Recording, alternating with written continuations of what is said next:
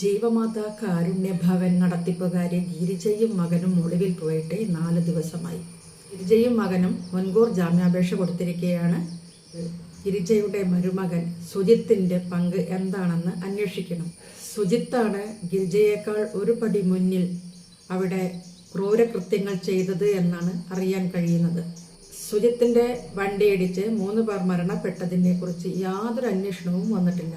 സുജിത്തിന് ആ സ്ഥാപനവുമായിട്ടുള്ള ബന്ധം എന്താണ്? ജീവമാതാ കാരുണ്യ ഭവനിലേക്ക് വിട്ട ആ കുട്ടികളുടെ അമ്മമാരോ ആരെങ്കിലും ബന്ധുക്കളോ കുട്ടികളെ കാണാൻ വന്നാൽ അവിടുത്തെ CCTV ഓഫ് ചെയ്യുന്നത് സുജിത്താണ്. ആ CCTV ഓഫ് ചെയ്ത് കഴിഞ്ഞാൽ പിന്നെ അവിടെ എന്താണ് സംസാരിച്ചതൊന്നും CCTV പരിശോധിച്ചാൽ കിട്ടുകയില്ല. അപ്പോൾ ഇതുപോലുള്ള ക്രൂര കൃത്യമാണ് സുജിത്ത് ചെയ്തിരിക്കുന്നത്.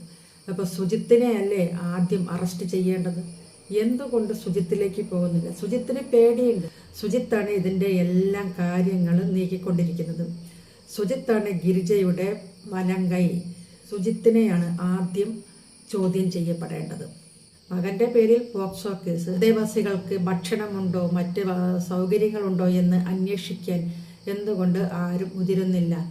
അവിടുത്തെ അന്തേവാസികളായ അമ്മമാരെ എന്തുകൊണ്ടാണ് മാറ്റി പാർപ്പിക്കാത്തത്?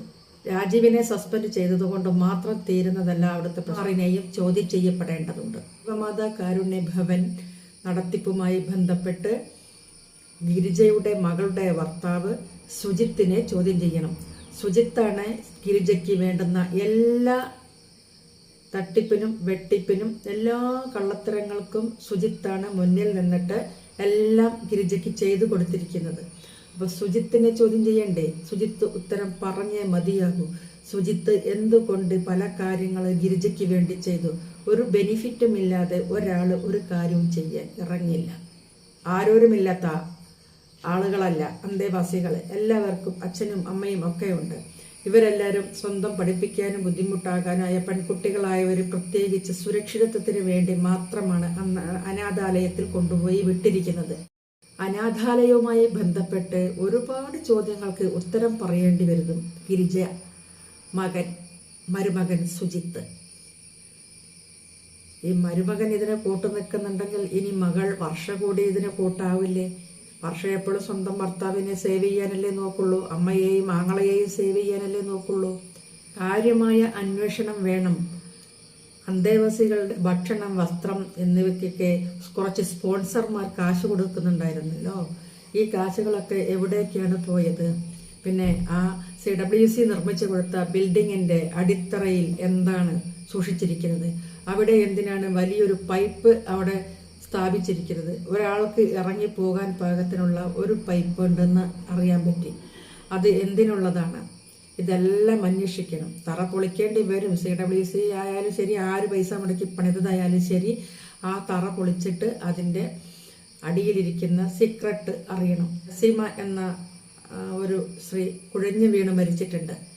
ആ കുഴഞ്ഞു വീണ് മരിച്ച സ്ത്രീയുടെ ശവസംസ്കാരം എവിടെ നടത്തി? അത് പോസ്റ്റ്മോർട്ടം ചെയ്തിരുന്നോ? അവരുടെ ബന്ധുക്കൾ എന്താണ് പറഞ്ഞിരിക്കുന്നത്? അവരുടെ ബന്ധുക്കളില്ലേ? തെങ്കാശിയിലേക്ക് ഗിരിജയും മകനും ഒക്കെ ഇടയ്ക്കിടെ സന്ദർശിക്കുന്നത് എന്തിനാണ്? അനാഥാലയത്തിൽ മരണപ്പെട്ടവരുടെ ബോഡി എവിടെയാണ് ദഹിപ്പിക്കുന്നത്? പള്ളിയിലാണോ, പൊതുശ്മശാനത്തിലാണോ, അതോ ബന്ധുക്കൾക്ക് വിട്ടുകൊടുക്കുന്നുണ്ടോ?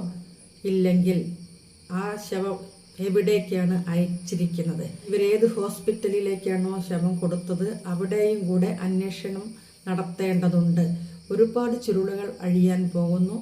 അങ്ങനെ നന്മ വരെ ഗിരിജയുടെയും മകന്റെയും മരുമകന്റെയും എല്ലാവരുടെയും മുഖം മൂടി ഈ അടുത്ത ദിവസം തന്നെ മൂടിയെല്ലാം തകർന്ന് തരിപ്പണമാകും.